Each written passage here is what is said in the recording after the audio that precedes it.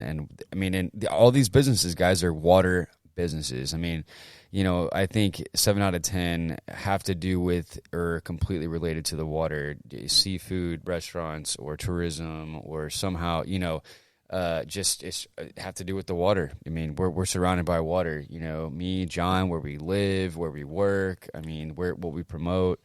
No, I say that often, right? I mean, I'm surrounded by, my house is surrounded by Taylor Lake, Clear Lake, and Galveston Bay. Absolutely. Yeah. So it's cool. Which is cool. I mean, I embrace it. I would not want to live in any other place, I mean, there's something special about, being near the water. Other than the fact, living and working near the water allows me to wear shorts, 300 days of the year. Pretty much, That's my argument. If you're a mile away from the water, you're okay wearing shorts, even in a business environment. At least that's my story. Oh man. So what name off? So have you gone anywhere near the water recently, John? We did an episode of Pier 6 a couple weeks back. If you guys want to go back and catch that episode, on Spreaker, Google Podcasts, iHeartRadio. I think that was probably episode 22. Yeah, I think I don't know the date. I think it's about But what an incredible venue over there. Have you eaten anywhere recently on the water worth talking about or that's excited about reopening? And, I've been to Tookies. Had some family come in town. Okay. The patio Tookies overlooking the Beautiful. Boardwalk Marina. Drove by the other day, and I was like, what an awesome patio. Man, right? Yeah. So right? Literally said that to myself. Been, Bacchus and Kima recently. T-Bone What'd you Tom's. eat over there? What'd you eat at Bacchus? Bacchus. At this point, it's funny. I really like their pitas and their pita. And my wife likes to order a steak. Which but if I order a pita and then I can have a couple beers and we're about to equal out, and she doesn't give me a hard time. Oh, there you go. There you go. So sometimes I sacrifice. Keep on strong with the pitas, man. Man, chicken pita, the tzatziki on it and all that. Yeah, man. Yeah. No, of course the Trojan poppers.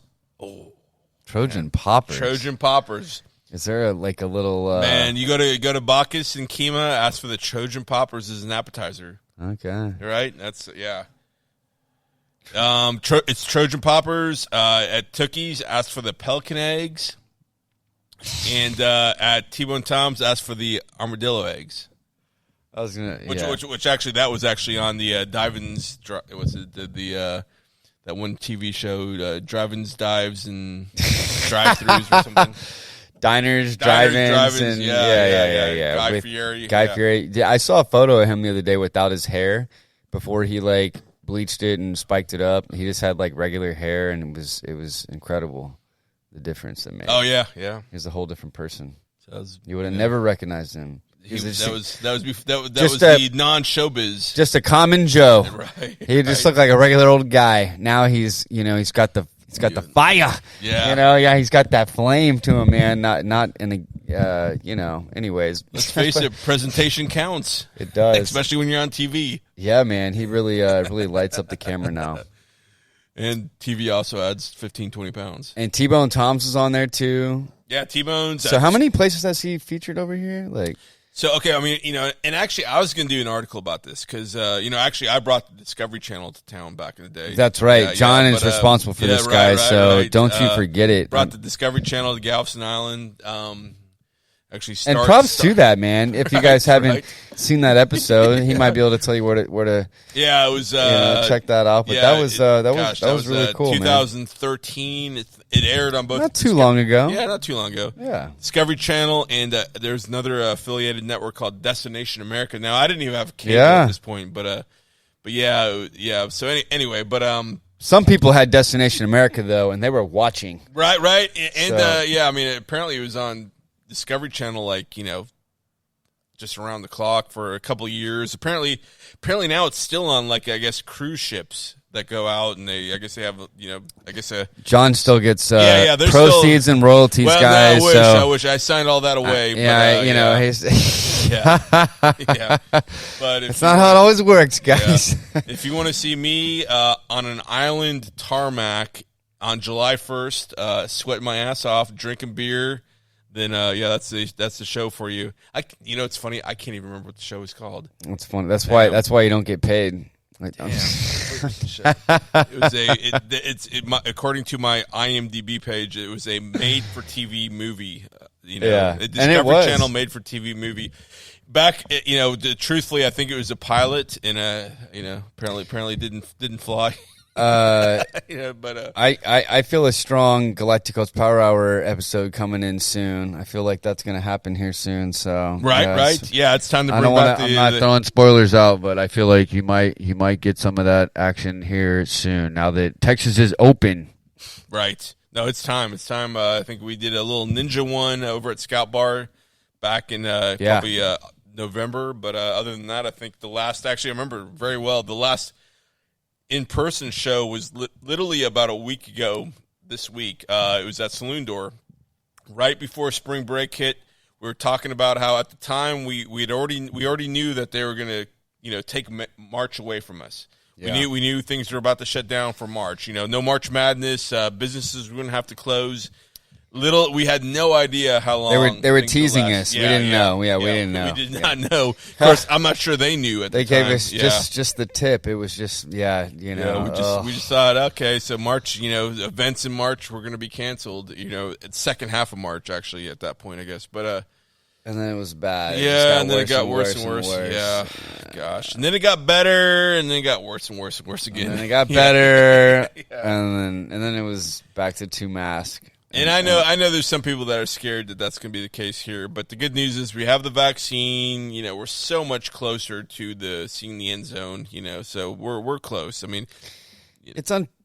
Yeah, and this is honestly, and after this, I'm never going to talk about COVID again. I think on any other Weekends in the Water episode, but I talked to a buddy today from the UK, and they're shut down till like May 18th, like complete shutdown still for like the next few months. It's terrible, and they have this not alternating, but this other version of COVID and over there, and apparently that's come to the U.S. or Texas, and it's just it's and you mutation, hear and it's so weird because you hear things like, well, Texas is going to open up, and then you're going to hear something come out that's going to make them want to shut it down again. And I'm not saying the mutation is not real, but it is funny how literally, the day that, they opened up Texas, like yesterday, I saw some info on, the UK mutation is in Texas. And it's like, man, I just, so I don't know. Hopefully the vaccines cover that, or, there's, there'll probably be booster shots. And there's a UK mutation, or a South Africa mutation. Maybe, who knows? Maybe that's, not real, but just not a real concern here, so we'll see. But well, a venue owner that it's day one. It's just day one. Right. All we can do is just get through day one, right? No, a venue owner that I've got a lot of respect for, who's kind of a very forward-thinking guy. Very, he was one of the first guys that I had a conversation with when things really kind of hit the fan about this time last year. More recently talked to him, and he said that COVID, how there's cold season, there's going to be a cold and COVID season. So it's going to be around for a little while. I mean, we might be taking boosters every year and different things to kind of protect us against the different mutations of COVID and and everything. But we're going to be okay. I mean, things are so much better. Yeah. We're so much better prepared right now. So, and you got to be optimistic, right? I mean, so we can't hide forever. But exactly, it's a new year. It's time to open back up and get healthy again and be positive and and thrive and visit and like I said, be safe and think about things. But man, it's time to get back out there on the water. Goodness gracious, and hug your grandma. That's right. Or at least give her air hugs. But something. Yeah. Woo. Man, what a crazy year.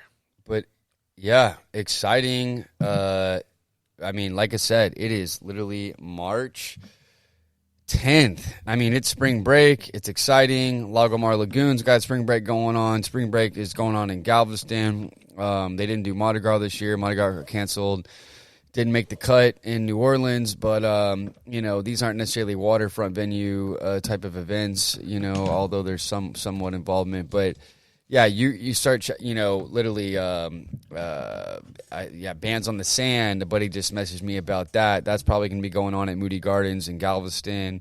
The Texas Sand Fest, so, I mean, there's all sorts of stuff that normally rain or shine happens. If it wasn't for COVID, Mother Nature is a beast, and there is a lot of events and things in life that Mother Nature has a hand in, but there are some events that Mother Nature does not even cancel.